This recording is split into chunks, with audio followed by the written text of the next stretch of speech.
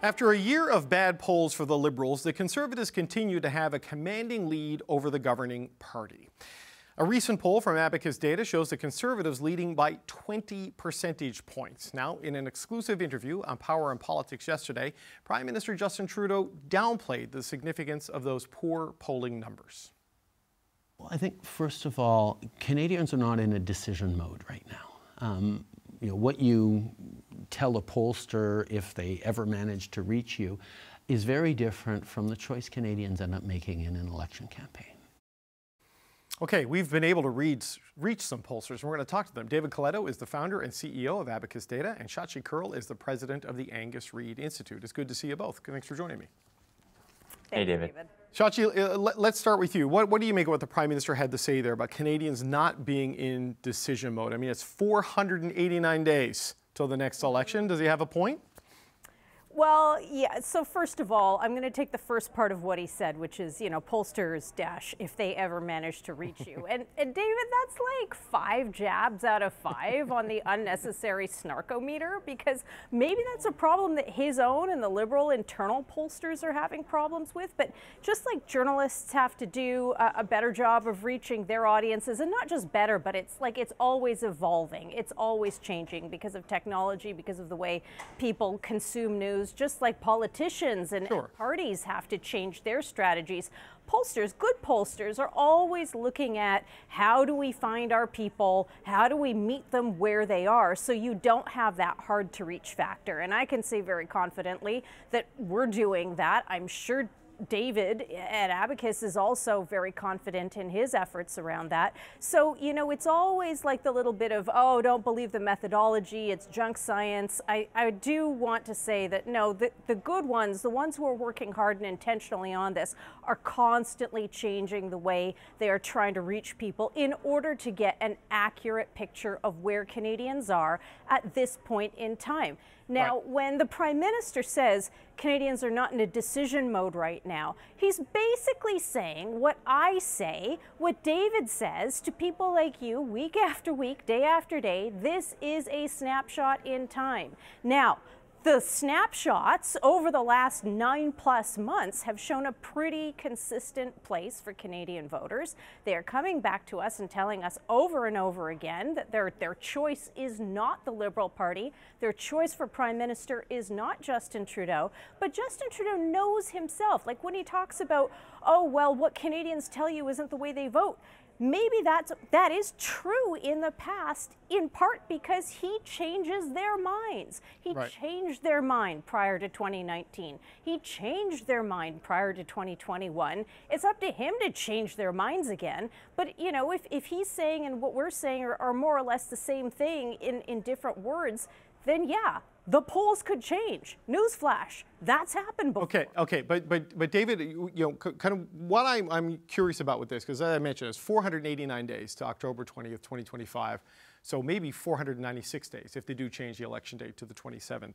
And the Prime Minister says they're not in decision-making mode. There is relentless polling happening right now, reinforcing the idea that he's done, he's got to go. When he pushes back this way, saying this is not the final decision because it's not the election, where do you see? Well, how do you see that? Well, I think, the point we're making, and what the polls are telling us is that there hasn't been a moment in the last 8.5 years where Justin Trudeau and the Liberal Party have been in such a difficult position. Mm-hmm. It's not just that they're 20 points behind the Conservatives; it's that only in our polling, less than 30% of Canadians have a positive impression of the Prime Minister, that only 27% think the country's headed in the right direction, and only 17% believe that the Liberals and Mr. Trudeau deserve to be reelected. Those are numbers we track over time, and so we've seen them move down. So if he believed me, 2 years ago when I said he was tied with the Conservatives, or 4 years ago when I said he was 12 points ahead of the Conservatives, I would suggest he believes me when I say he's 20 points behind today.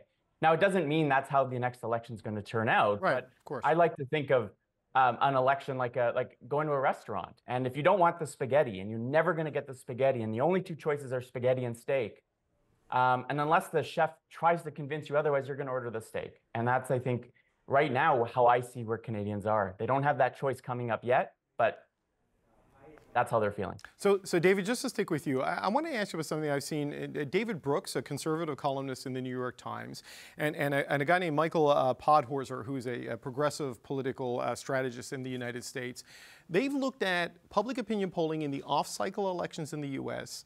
that showed that Joe Biden was in trouble against Donald Trump, but then those elections happen and the Democrats win big. And the theory is that when people are angry, which they kind of are now with the cost of living issues, they voice their frustration in the poll, but that doesn't always manifest at the ballot box. Is there something to that theory and that people use polling to vent, or do you think it's less clear than that? Well, I don't know if people use polling to vent. I think they're telling us how they're feeling. And when that choice came in those midterm elections, the ballot question changed. It wasn't, who makes you most angry and who's gonna, who do you want to replace your congressman or senator with? It became a question around abortion or the candidates themselves running in those elections. So I think it's too easy to say sometimes those polls are just outlets for venting. I mean, look at what's going on in the United Kingdom. 1 year ago, the UK Tories were 20 points behind. They're still 20 points behind, and in 2 weeks, they're likely going to lose a massive defeat to the UK Labour Party. The polls were signaling that for a while now. So, David, I think that theory holds in some cases, but very rarely do people are telling us something that they don't intend to do. Well, in the case of the United Kingdom, Shachi, that was like 9 prime ministers ago, just because it's been a very unstable political environment. But just on this idea, right, that this is an American theory, that Americans increasingly use polls to vent, not to vote. I mean, are you with David that it's context specific and maybe election specific? How do you see it? It's always context specific. It's always campaign specific. It's always campaign strategy specific. And it's not necessarily just an American theory. We've seen what's been called the parking lot effect in terms of where people say they're going to park their vote in the time being because they are mad at government of the day. But there are different aspects to this. Like I've seen it when there's 2 right of center or 2 left of center choices. And maybe you say, well, I'm going to go with the other right of center or left of center party rather than the party that I may end up voting for because I'm mad at the leader or I'm mad at the government of the day.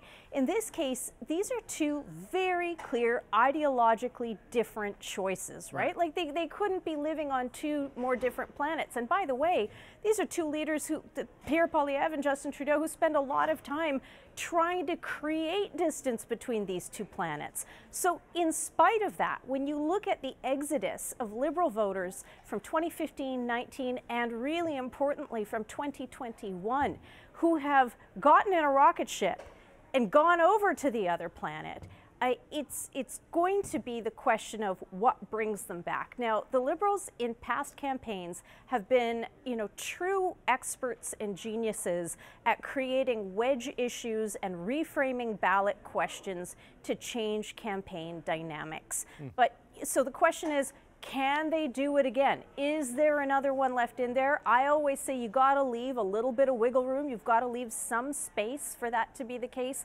But they're also coming up against the end of a decade-long governance cycle. And look at Canadian history. Now, there's always exceptions. But, the Mulroney government after the better part of a decade, the Chrétien government after the better part of a decade, the Harper government after 9 years. It would have to be the implosion of all implosions for Pierre Poilievre and the Conservatives. And hey, stranger things have happened. Well, let me just jump in there. But you talk about a quick point here, the Chrétien after 10 years, but they changed to Paul Martin, right? And the parlor game happening in national politics that, it's why the Prime Minister should leave and when he should go. And people talk about Mark Carney and whoever. The appetite for change. Is there anything in the data that would suggest a change at the top, even though the Prime Minister made it very clear to me yesterday, he ain't going anywhere, that would satisfy things, or does it need to be a change in party, as the top line numbers would suggest? I think the appetite for change at this stage, based on what we're seeing, based on the numbers I've seen the last time we asked this question, put a whole list, the whole vast smorgasbord of potential leaders and pretenders in front of Canadians. And I'm not trying to be cute, but stay tuned on new numbers on that front coming fairly soon. You know, what it shows us is there is a slice of soft Liberal voters who are still with the party but not totally committed, who are saying, just give me a reason to stick with you guys. But the challenge is, based on what we've seen so far, that segment or that slice of the electorate is not enough to turn things around. And you have to look at party branding. This is a party and a government that has 100% branded itself around a single individual and leader, and obviously some policy underlying that, for the better part of a decade. What does a new person come in and say, hey, I'm new? Well, what do you stand for? There's no time to rebrand. So David, last word to you. What do your numbers tell you on that idea? You know, is this just the sort of thing the Liberals have to find something in the 489 days they have left to change the minds, or is there something they can do earlier? Well, I think, you know, apart from changing the leader, and one of the things that polling can't do really well is anticipate how Canadians will react to an event that big, right? If tomorrow Justin Trudeau says, I'm stepping down, I'm not going to run in the next election, I'm not sure we can hypothetically understand how people would react to that until it happens. And that's the risk that Liberals, I think, are grappling with, is what is that unknown look like, and who replaces Mr. Trudeau? Most of the other big problem in our polling is most people don't know who any of the possible successors are. And so until they are in the spotlight, being interviewed by you, David, and Canadians reacting to that, we don't know. Kim Campbell is the example everyone always uses. And there was a moment when she became Conservative leader and Prime Minister where the polls reacted. Canadians felt, okay, maybe I can give the PCs another shot. Went into the campaign, obviously we know how that ended. But I think we only use that example, and it is so rare. I went back and I looked as far as I could to another incumbent government that was 20 points back 16 months before the next election. There are very, very few of them, and there's only one or two that have been able to pull it out. And one of them was Brian Mulroney, but he was only in his first term. And so I don't think there's any example we can look at anywhere in the world that compares to this one, and how Mr. Trudeau might be able to pull it out. Yeah, I spoke to Brian Mulroney about that. He was about 15 points behind Ed Broadbent, you know, the year before the free trade election. I think Dalton McGuinty had a similar sort of gap and came back. But you make a good point. It is rare. We got to leave it there. Thank you so much. David Coletto, Shachi, Kurl. Always good to talk to you both.